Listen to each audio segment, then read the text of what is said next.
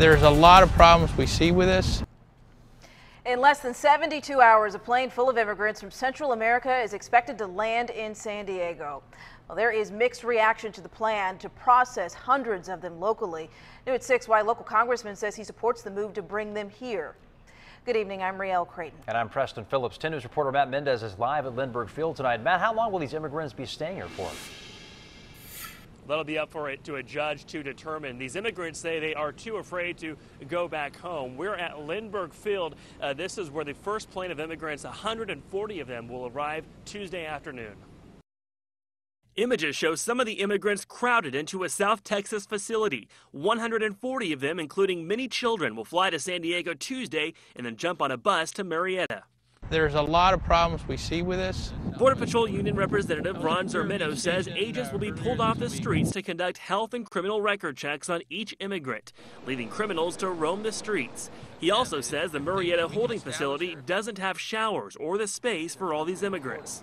Basically, these people are going to be sitting on in the cells on benches, steel benches, and eating where someone's going to the bathroom. This comes after tens of thousands of Central American children flooded into the U.S., resulting in what President Obama calls a humanitarian crisis. Another 140 people are expected to arrive in El Centro, and another group will be brought to Yuma, Arizona.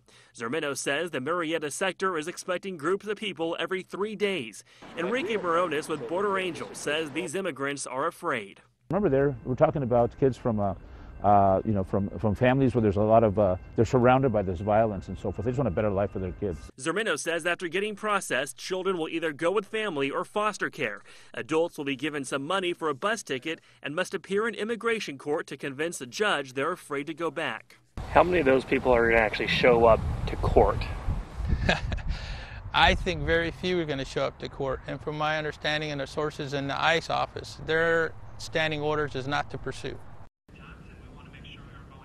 And the group, Border Angels, says it plans to help these families out any way they can. They're going to ask what they need, and they will have blankets, food, toys, and they'll also have immigration lawyers to help them out with their legal services. Now, according to Zermino, each flight carrying 140 people will cost taxpayers $70,000. Reporting live from Lindbergh Field, Matt Mendez, 10 News.